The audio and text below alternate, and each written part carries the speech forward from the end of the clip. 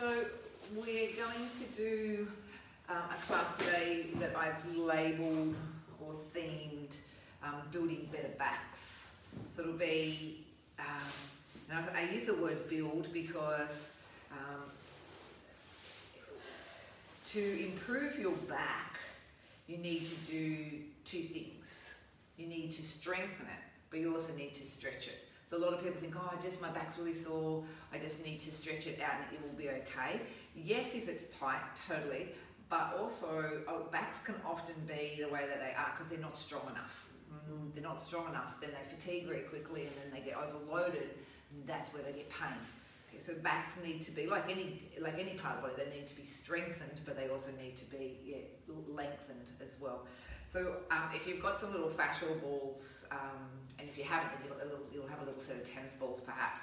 We're going to use that to do some fascial release on the back. And then we also are going to use the blocks to extend over as well, and to also support and prop up the back in our bridging pose. So when you're ready, if you're not, you can either sit or lie. I'm not partial as to which way that we start our pranayama. Either way, it's just to start the rhythm and the flow of the breath. So you need to be comfortable where you are. And then what we'll do is we'll start to move into a combination of strengthening and stretching poses that are specifically conducive to the back.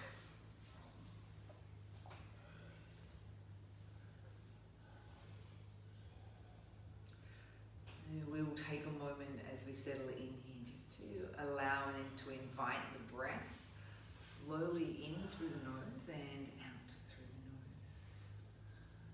Now, whilst I suggest that we take on a nostril breath pattern, if it doesn't feel comfortable for you, that's perfectly okay. You might breathe in through the nose and breathe out through the mouth. But the intention of this style of yogic breathing is to really instigate a slowness to the breath pattern, to slow the heart rate down, to start to instigate the parasympathetic nervous system, so that's our more calming side of our nervous system.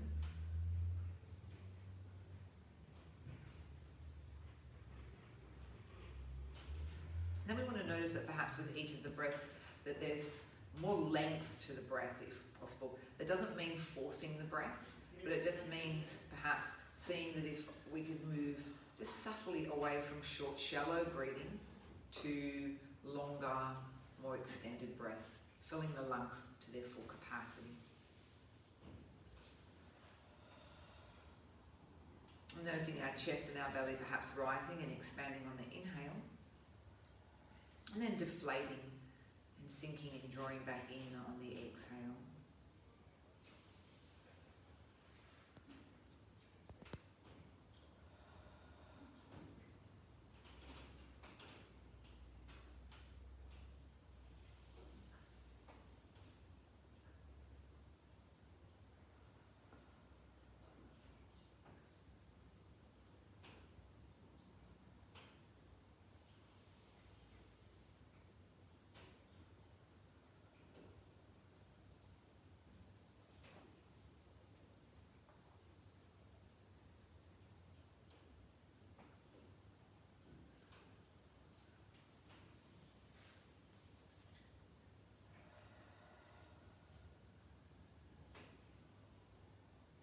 Notice not only the slowness of the breath, but perhaps how smooth that you can make each breath, that there's no sort of stopping and starting or jerkiness to the breath. There's a slow, smooth, steady evenness all the way through both the inhalation and the exhalation.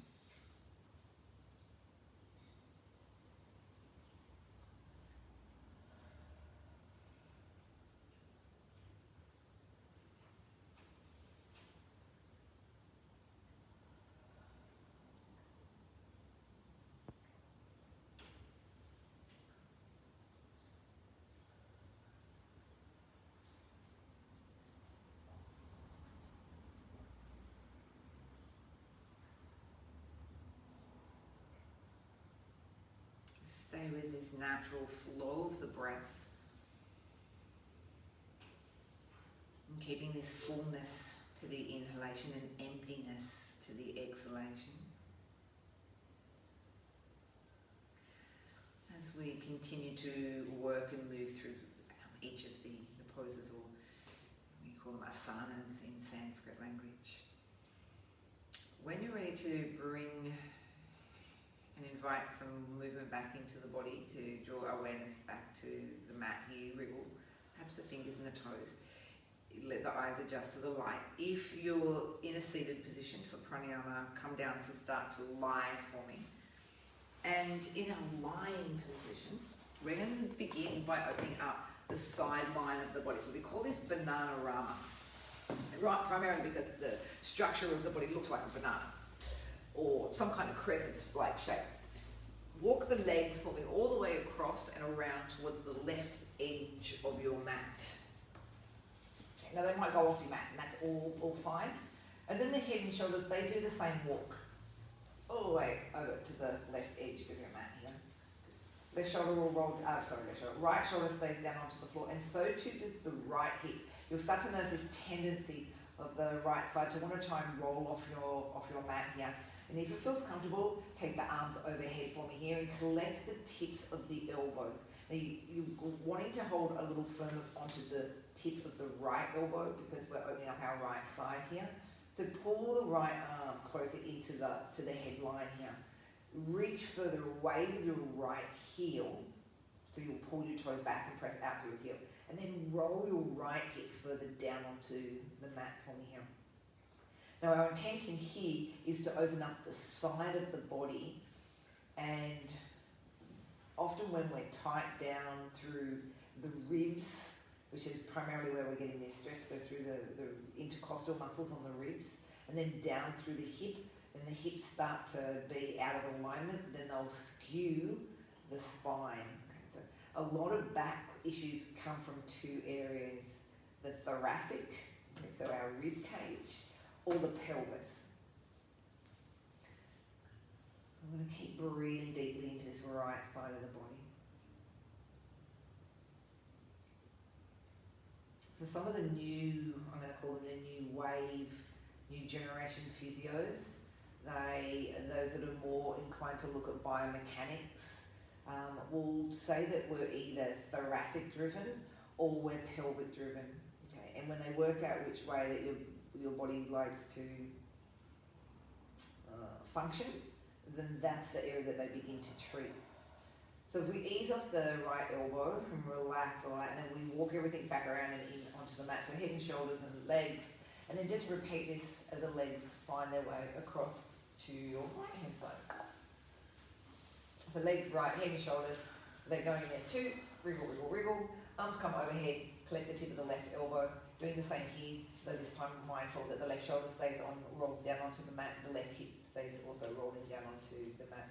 Pull the toes back, press out through your left heel here. Again, obviously we always try to inhale consciously into the most open part of the body, and in this instance, we know it's all the way down this left side body, left ribs, obliques, side abdominals, down through this left hip. So often back agendas, shall we call them, aren't necessarily the back itself. Okay. So it can be things like our hip flexors, okay, these muscles at the front of the hips, because they will pull and play havoc on the pelvis. Okay. It can be that the chest is really tight, and that's rounding us so far forward that it's putting extra load onto the upper back. It can be an unstable pelvis. There's so many parameters that can drive problem backs. Not necessarily, so that often we don't just look at the back. More often than not, we don't look at the back at all. Excellent, relax. Bring everything back to center. Head and shoulders, they get to walk on through. And then just walk the feet in for me here so that the soles of your feet are flat onto the floor. Just feel comfortable here. Take both of the arms upwards towards the ceiling, so reach your fingers towards the roof. So what we want to do here is two movements. They're called protraction and retraction. The idea is that we open and expand the back, and then we go and work the back. So protraction, reach the fingertips up towards the roof, and feel as though you can keep pulling your shoulder blades out from underneath your back. Okay. And then reach the left arm a little bit higher and pull it out up from underneath your back a little bit more, and then drop it down. And then reach your right arm up a little bit higher. So you can just feel how the shoulder blades just pulling out from underneath you. Okay. And then do it again. Reach that left arm out so you can pull more of the flesh of the shoulder blade out from underneath the back body, and then right arm reaching. It's almost like you're maybe like there's a climbing rope up above you, and you're trying to take one grip at a time, reaching up and climbing up. Again, it's creating width and spaciousness across the back of the shoulder blades. Okay, so we call this protraction, widening the back. And then one more. Then from here, so we've got this width across the back. Okay, so there's space between the shoulder blades and the spine. And then we go into the opposite, retraction. This is where we pull the shoulder blades down into the floor, down into our mat. So you would have just seen that your arms drew down. Okay. So go into protraction again. Pull your arms up to the roof. And then retraction. Pull your shoulder blades back down into your mat so you can really feel like you're hugging your back. Okay. So do a few of those. So protraction is where we stretch the back. Retraction is where we work the back. So opening up the back, reaching higher, pulling the shoulder blades down, and then maybe squeezing them together on the retraction. So it's working and then releasing. So the main set of muscle groups that we're looking at here, a muscle group that we call the rhomboids. They're right in the middle of the back. And often they can get really tight, right there in that middle part of my back. I feel like there's a big knot there, and I can just get my fingers in there and give it, a really good sort of release. So usually this muscle group, the rhomboids, they stabilize the shoulder blades. So that's why they tend to get pretty tight. This one's our last one. Okay. As the arms stay back into this, a natural state, take the left arm and bring it across you. Bring it across the right arm. So palm faces down and it cuts across. Then bend your right arm and lock it down into the left arm. So I always think of this as a little bit like a gate latch. Left shoulder draws down away from your ears. This left arm keeps reaching out across you like it's going to try and touch the other side of your mat here. But don't roll onto this right side because you still want to feel very much equally weighted on the two sides, on your left side and your right side.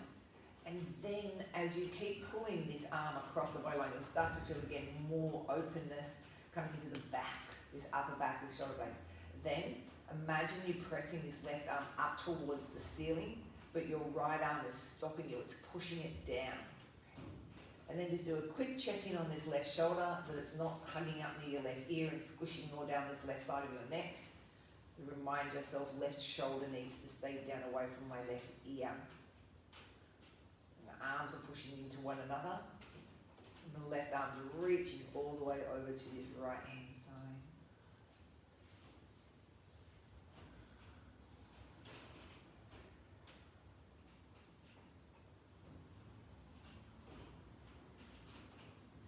And then relax so that we can change arms. Right arm cuts across us. Left arm comes right up underneath. Right shoulder drops down away from our ear. Keep reaching the right arm as far across as you can, but without trying to roll onto the left side. And then press the arms up and into one another.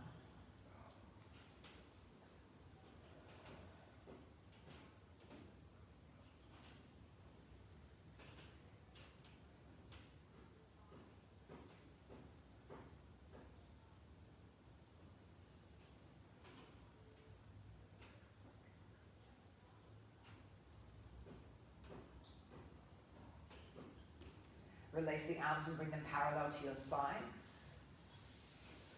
And take a breath in and tilt the pelvis back into the mat and lift from your tailbone nice and slowly. Peel the spine off the floor. Okay, so now we're starting to move the spine, open up the vertebrae in the back, and stretch them. Inhale at the top, exhale to head back down. Taking our time. So this also brings in some core work. I get you to tilt your pelvis back into the mat. One, so you can lift from your tailbone, but two, so that you can get into the abdominals. Okay, so you should feel your abs work as you tilt that pelvis back. Your abs keep working until you get about 3/4 of the way up, and then the front of the body starts to lengthen, starts to stretch out. So therefore the abs aren't working because they're being stretched. Then we inhale at the top, then we exhale. We come down vertebrae by vertebrae. We leave the tailbone up for as long as we can. Now you get to that 3/4 of the way point. You'll start to feel, yeah, my abs are kicking in again. And start to use your abdominals to control this spine very slowly, one notch at a time, back down into the mat. Even that lumbar comes down slowly. You'll rock back through and you'll find that neutral spot. Okay. Take it again, exhale, tilt the pelvis back. Really big, deep tilt. Keep that tilt going until you can no longer maintain that as it starts to stretch out the abs. So we're really putting our focus now on that core. You can even draw your navel down in towards your spine for me as you do this one. So actively pull in the abdominals. So why are we working the abdominals to build a better back? Because when your abdominal muscles are strong, so your deeper core muscles, not just the superficial front abs, the rectus, the six pack, but the deep core muscles, when they're strong, they will support your spine. They will support your pelvis, and then your back will not have to do the work. So backs become unsettled because the abs are also weak. They don't do their job properly. They don't hold the trunk up. And then the back says, oh well, I better do something for you then. So then the back does more work than it needs to. So that's why working your core is very important. Hence the reason why a lot of people do Pilates. Support their backs.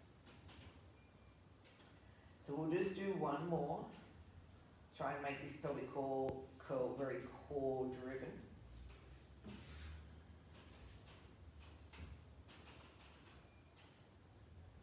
Using the abdominals all the way through until you rock back through and find that neutral place of the pelvis.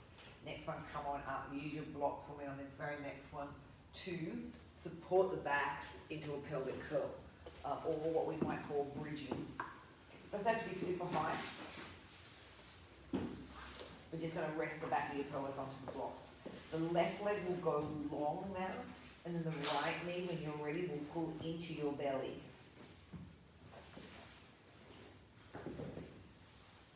So if you didn't have blocks, you could do this on, say, a bolster, or anything that could bring you into elevation, for example. Could be a small Pilates ball that you've got your pelvis rested on. We need height here in order to work or press the back of this left thigh down into the floor.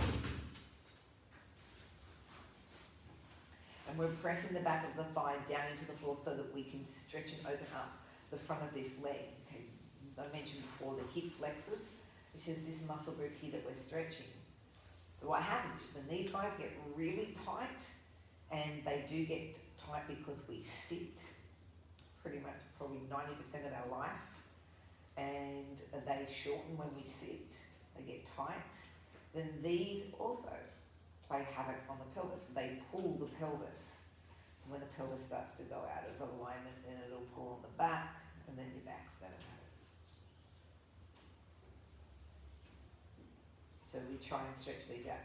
And so much research obviously goes into backs, and all the research says that we must stretch these hip flexors because we live in this sedentary lifestyle of sitting a lot. Change the legs. So we don't sit because we're a bit exhausted and we need to sit and watch television. We sit at our desks, then we sit on the train, or we sit in the car. And that sends us into this position called hip flexion. And then that means these guys all have to work really hard. So now this is stretching them out. And it's going to open up the front of this leg for us. We want to press the right heel away from us and keep drawing the left knee deeper and deeper into us.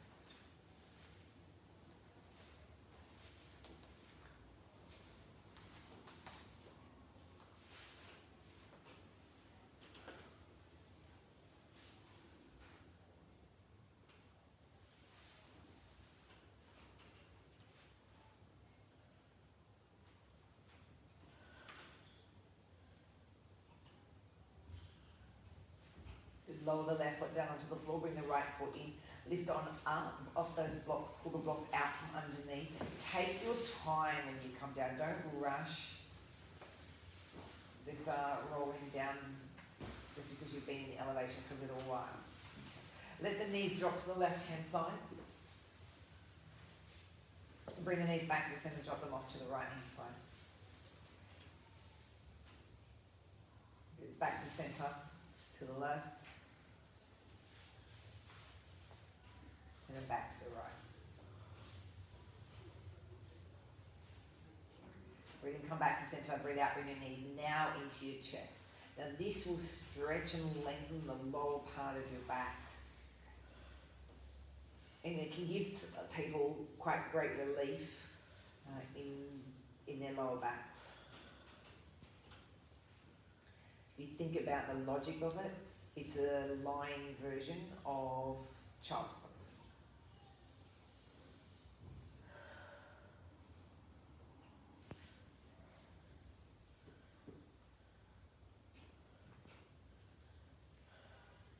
Bring the arms underneath the backs of the legs.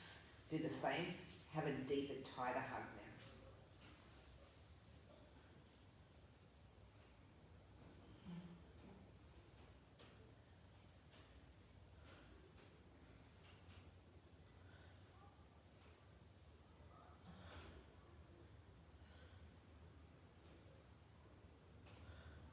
Good, and then release. Keep the knees tight into your belly, but take a twist to the left-hand side. Now this rotates the spine, and backs love rotation. They release usually, so even if you've got, like, say, something like a bulging disc or some back issues, they tend to respond quite nicely to rotation. This is quite a deep rotation, but they tend to respond to quite even very simple rotation, as opposed to they often don't like flexion. They don't, or particularly bulging discs. They don't like you bending forward because it pushes the disc out the back more. Left hand will weight the top right knee down. Your right shoulder needs to roll onto the floor, and you keep rolling the right shoulder, and maybe even a couple more of those ribs back into the mat here.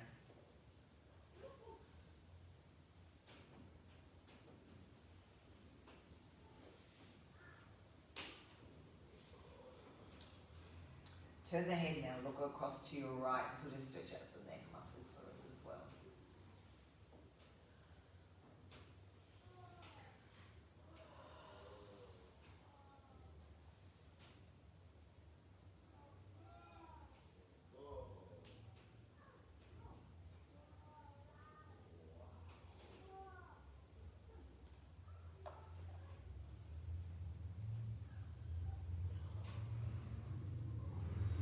Roll the head slowly back to the centre. Take the weight off that top right leg. Bring the knees slowly back through to the centre, and find the twist off to your right hand side, doing exactly the same thing.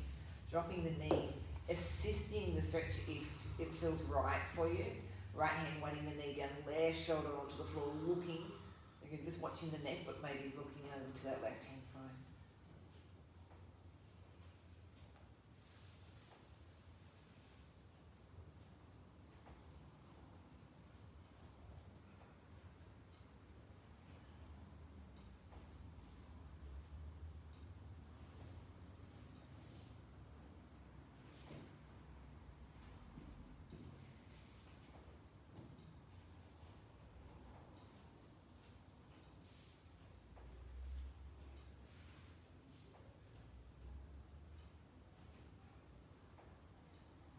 Rolling the head gradually back into the centre, taking the weight off this top left leg, bringing the knees back into the centre, placing the feet onto the floor. Now I'm going to roll us to lie on our left hand side. So we call this open and close the book. It's a movement to get mobility in this thoracic rib cage. Okay, and as I said before, you know, a lot of physios will look at either the thoracic, we call them the thoracic rings, or the pelvic bowl, okay, which is obviously the pelvis. So this is going to start to unwind the thoracic, your mid back. Place the two hands on top of each other from here. And what you want to notice here is that your hips stay stacked on top of each other. So check out that your knees are literally on top of each other, that one knee hasn't pulled back behind the other. Okay, that's what your goal is. Keep these knees in the same position. Don't let the top knee slide back behind the bottom knee. As we inhale, this right arm's going to lift off the left arm.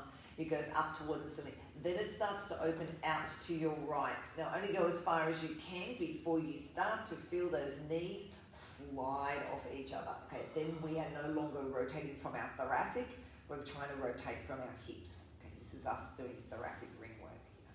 Then breathe out, close that arm back down. Okay, so we'll do a few of them. Inhale, we open. So this is doing two things. You might feel this really nice stretch across the chest, but at the same time, it's actually working the mid back, and the muscles on the mid back. Check out those knees; they're not moving. Opens. If you want to look over that right arm, you're most welcome to. You just don't want to move those knees. Close it back on top of each other. Knees are still. Inhale to open.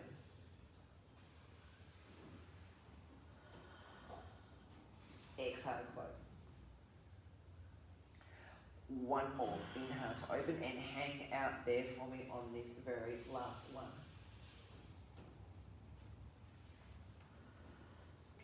Let gravity take the arm towards the floor. Don't you drop your right shoulder onto the floor, because you're then just driving this from your hips. Okay, we're trying to let the back unwind a little bit more here by allowing the gravity to weight the arm down for the pecs to start to open a little bit more. When the pecs start to release, then the back can start to work a little bit more and unwind.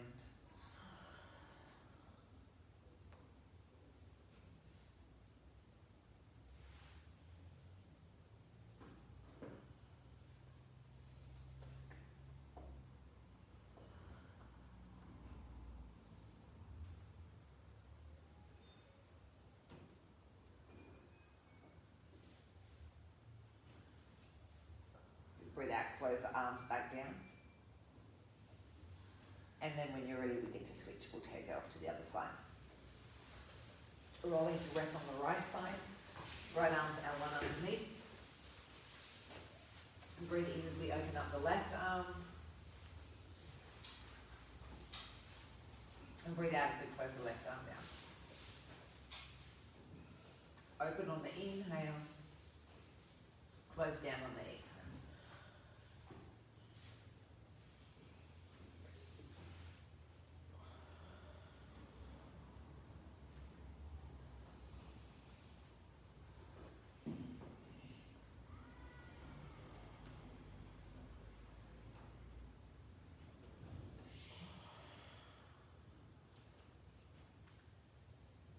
Just checking in on those legs, that the knees aren't moving.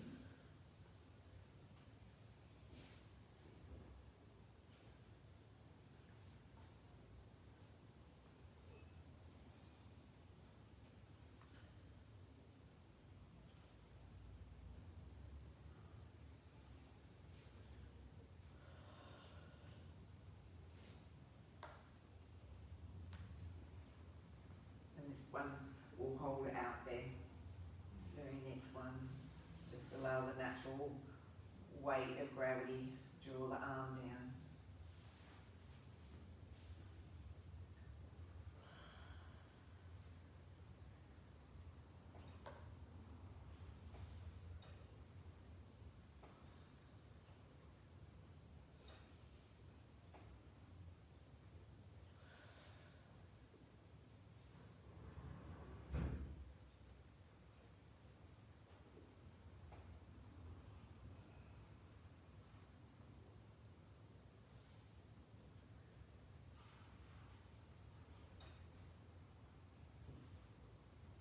Breathe out, close the arm down.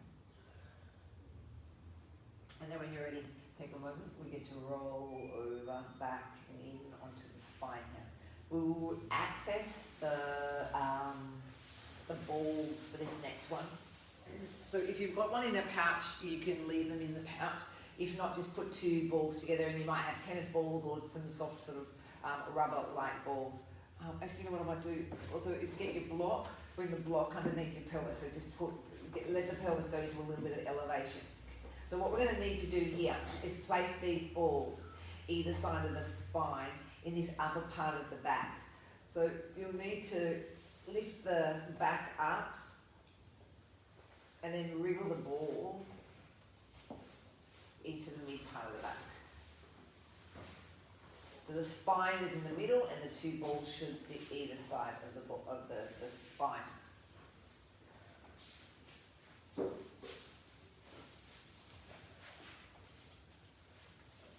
So I will just remind us that the ball is not on our neck. And it's in that upper quadrant of the back here, of the spine. Take the arms then upwards towards the ceiling. And if you think about that retraction pose that we did, see if you can draw your shoulder blades down and into the balls.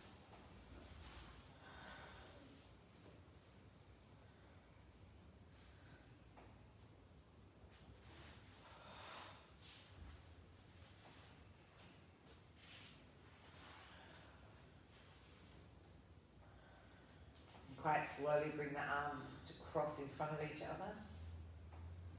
Continue to cross the arms, and it's like you're going to give yourself a hug. Whilst you're here, let yourself very slowly roll from the left to the right. Just a little slow movement.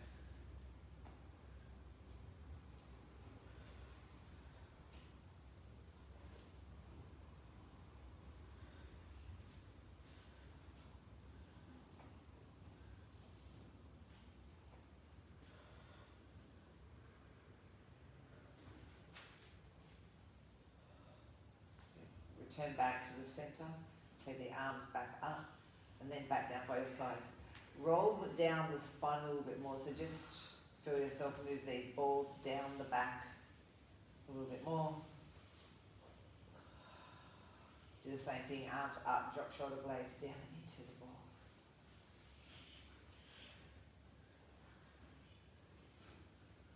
Maybe start to float the arms over back behind now and see how that feels.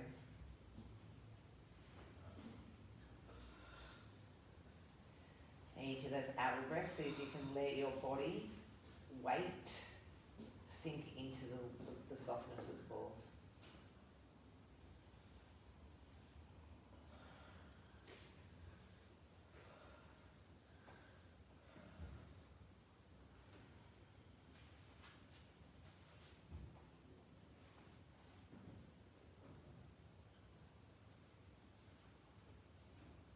Bring the arms back down by the sides. Let's just move the ball down one more notch. Take yourself off the block. Very, very slowly ease your spine down to the floor. There's a lot more weight going into the balls. You'll feel it definitely press into the back muscles.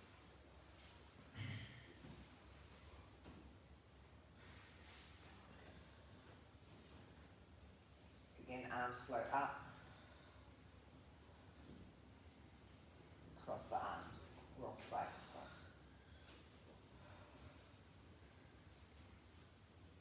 Now this is to release the fascia that runs along the spine, or the fascia that layers itself over this part of the back. And usually if we can start to release some of the, and hydrate this fascia, it'll release the grip that it's got on the back muscles.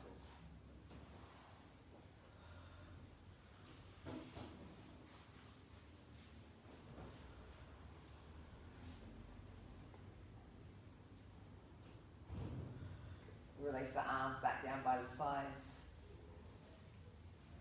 And then from here, what we're going to do is we're going to ease our way off these balls. So you might just roll over to one side, sneak the balls out from underneath.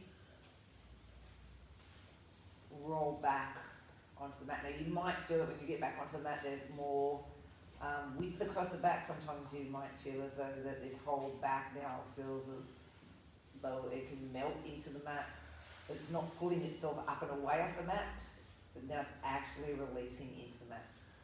So it's usually a common sensation. Alrighty, we're going to try and do some more work for the back. We'll take ourselves into fish pose.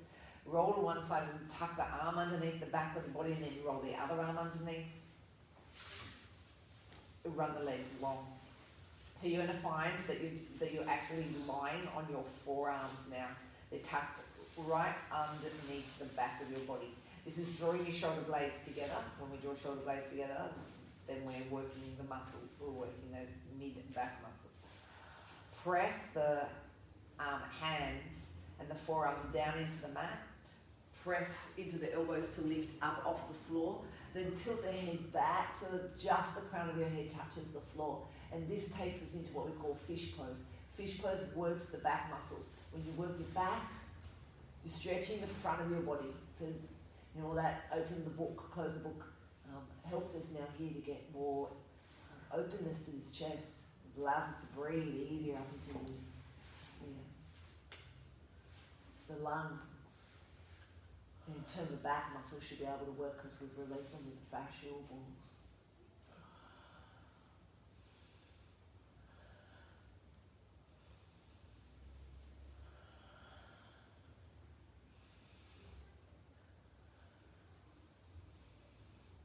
As we ease out of this one, lift back up off the floor, lengthen the neck to be long, roll back onto the mat with the spine, walk the feet in, lift the bottom up, release the balls out from underneath. Yeah, bring these to chest.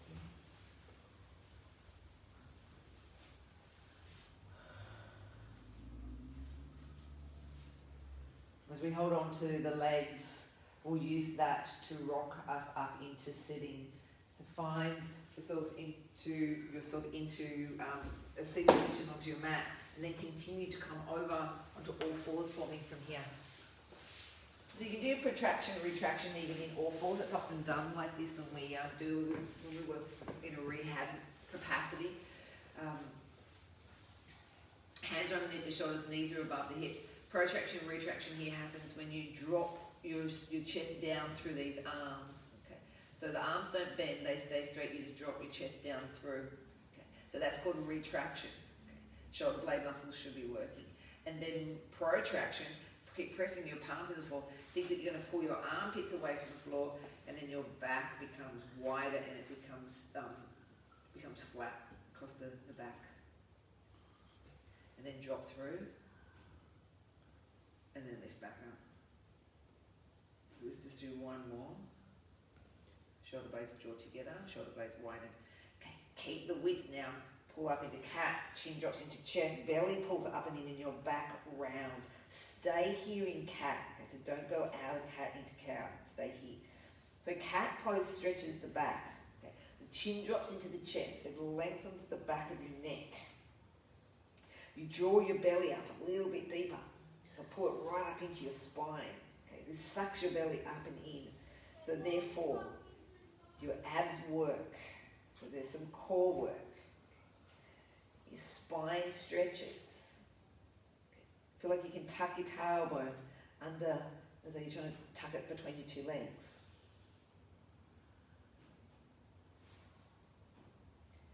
And then take the next breath in to very, very slowly release into cow. See, going the other way. Don't drop into your shoulders though, okay? So don't go into retraction. Let your chin lift up. Draw your belly in and away from the floor again so you don't collapse into that lower back.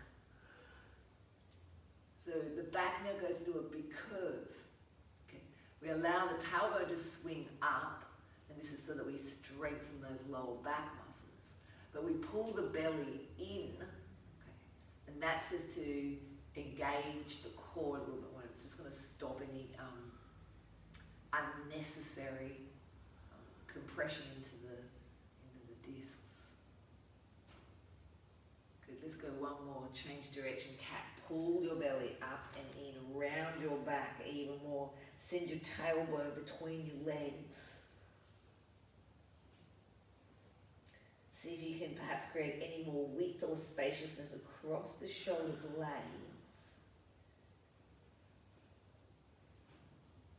And then go one more into cow. Next time you're ready to inhale, send this spine the other way.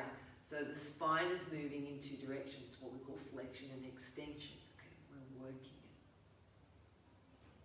it. And then we're releasing it, we're stretching it. So now when we come into this cow pose, your back body is working, but your front body should be stretching. Okay, because that's the longest part of the body. Shortest part of the body is the back. Okay, and then reset the back into a neutral. So it's just a flat back. Take the right arm, reach it directly out in front. Keep reaching it and don't lose the balance or don't be tempted to lean over to your left side more, okay, to counteract the fact that you've lost this right arm. Slowly extend the left leg out the back, and then if you want to lift it off the floor, go and lift it off the floor.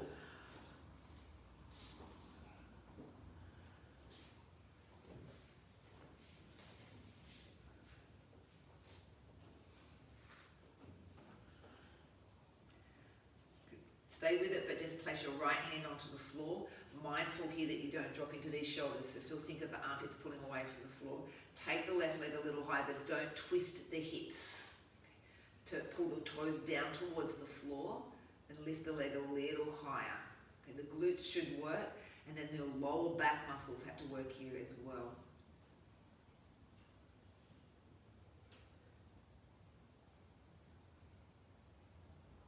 Breathe out, bring the right hand to the floor. Try not to shift your hips. Keep super still across the back of the pelvis. Left arm, watch you don't load into your right arm or lean over to the right as your left arm releases. You need to use your core here. Okay, pull belly in a little tighter. Glide the right leg slowly out the back before you decide to lift it. If you want to lift it, you're welcome to. Don't dig into this right wrist. Okay. Think that there's a little bit more distance between your mat and your right armpit. Keep drawing the belly away from the floor, so pulling it back towards the spine more. Place the left hand on the floor, leave that right leg, toes pushed, point down to the floor, the heel presses away from you. Keep elevating that right leg so that there's more glute activation, and then this starts to go into a little bit of lumbar extension, so those lower back muscles have to now work for you.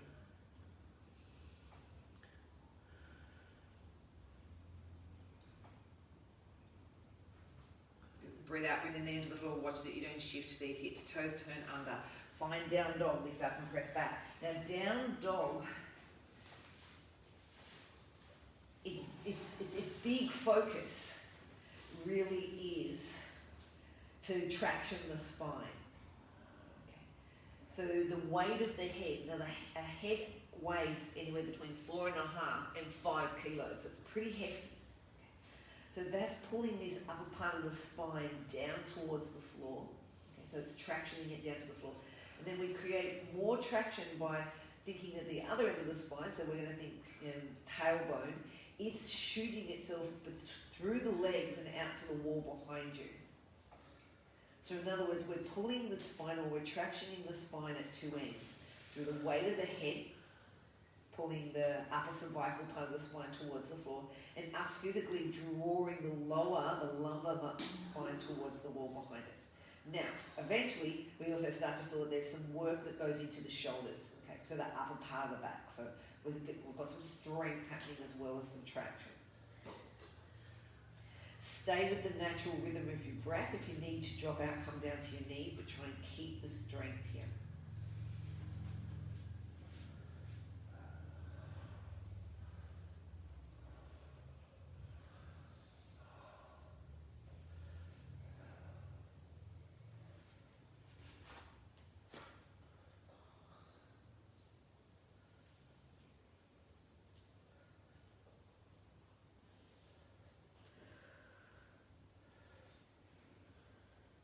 Transition to plank on the inhale. Come down to your knees if you need to. Draw the belly in a little tighter.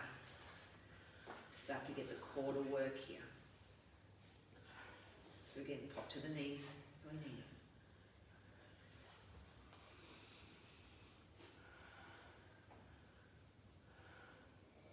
Lower the plank slowly down to the floor.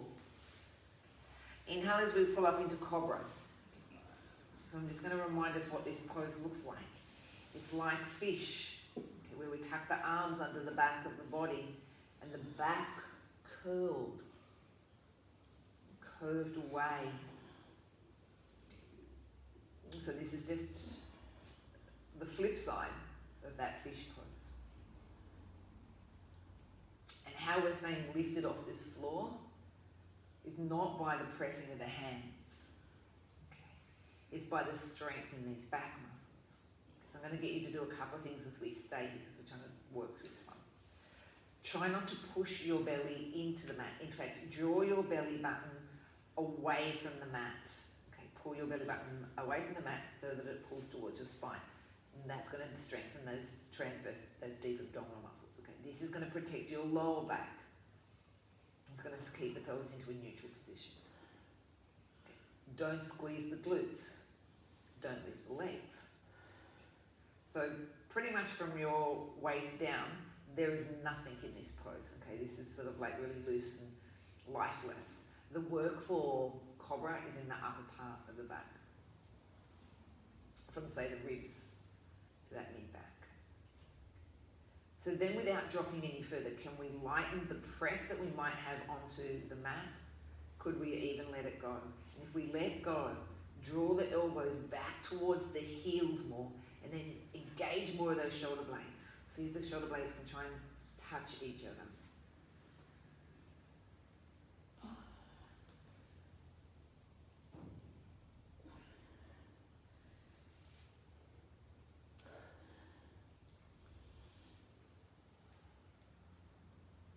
Breathe out, lower down.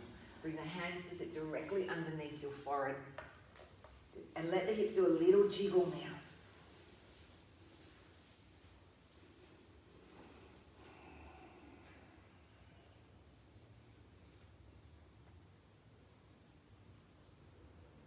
Hips will settle and be still.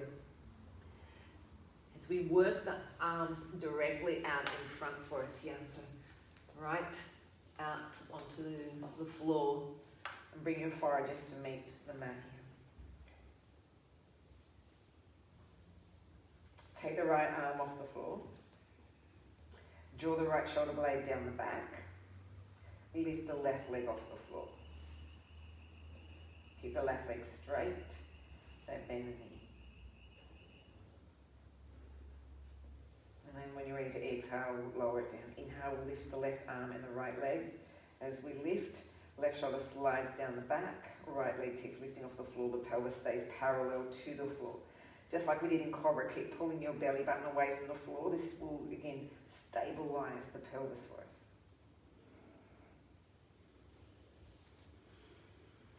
Lower when you're ready, go back to the first side, shoulder blades slide down the back, arm lifts. This time around though, lift the head off the floor.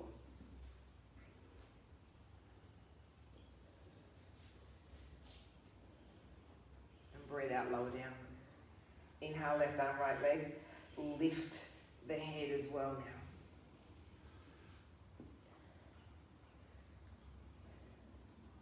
Exhale when you're ready to lower. One more on each. Inhale, always on the lift. Pull the belly button away from your mat. Keep breathing whilst you're in the held version of the pose. Exhale as you lower back down. Last side. Left arm, right leg.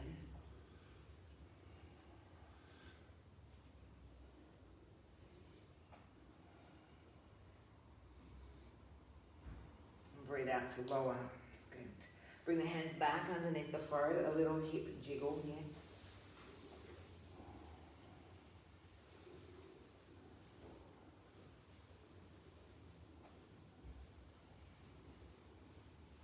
And then letting the legs settle. Back to arms out in front.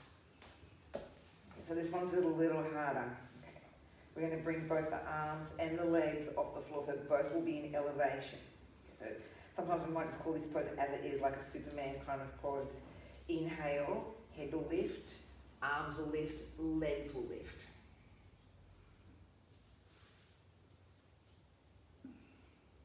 Then think you're in the pool and you're doing like a freestyle movement where the arms are going to lift up and down and the legs are going to lift up and down like you're splashing.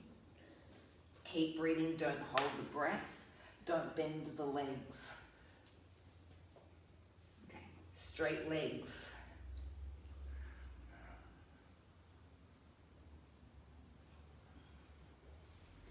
And then hold it into Superman. Then lower down to the floor. Bring the hands underneath the phone.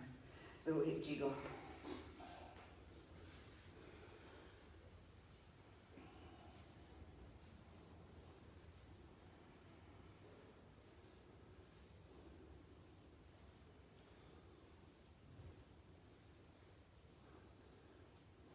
And then letting the hips rest. Bring the hands by the side of the ribs. Push up and press back. Find wide-legged child's pose, which means the knees are separating. Use your hands here to push your way back into the two heels.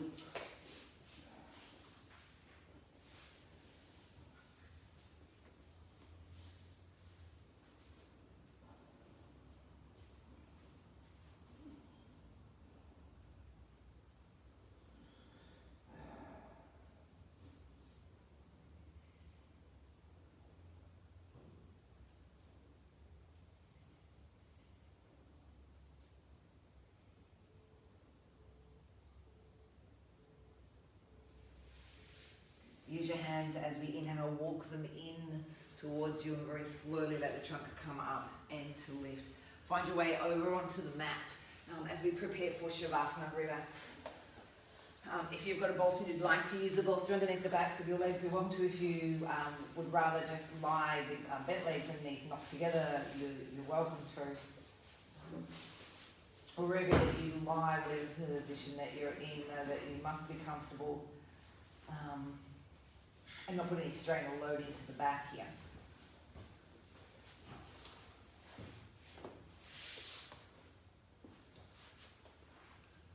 Alright. So it's time to let the body now restore itself. This is what it does when we give it the opportunity to rest. This is why practice always finishes with Shavasana. And this is why when people say to me that they just lie down at home and do a little, feel like, oh, if I do a little 5-10 minute Shavasana, I'll feel so much better, and they don't. It's because you need to do the practice beforehand. Because the practice is where all of the, I guess, all of the work happens. But the Shavasana is where the magic is. It allows all of the hard work to come to fruition.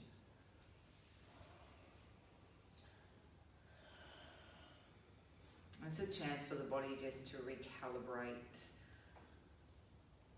bringing itself back into equilibrium, back into balance.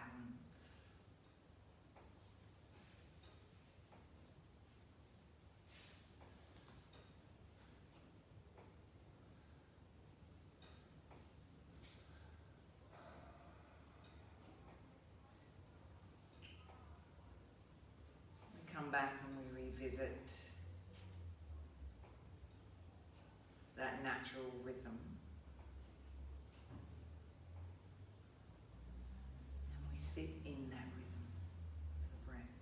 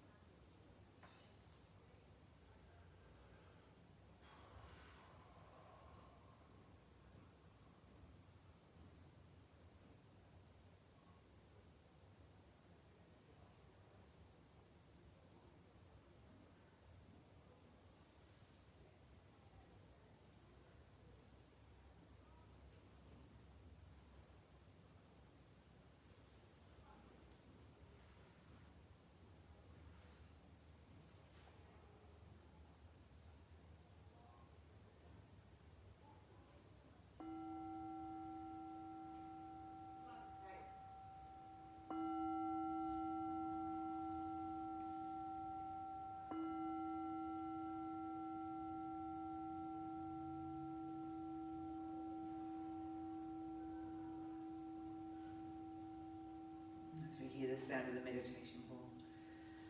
It's our cue to start to bring our awareness back. We might move the fingers and toes here.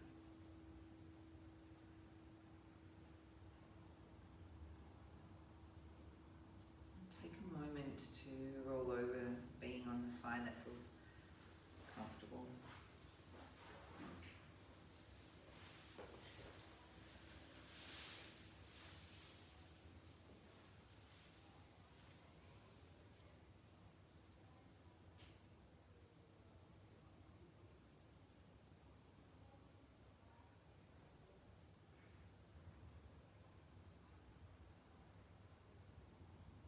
As we come up into sitting, we'll allow the palms to come and meet us at the heart center.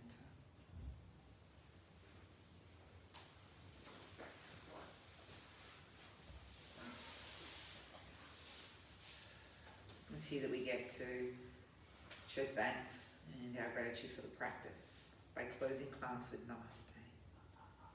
Namaste.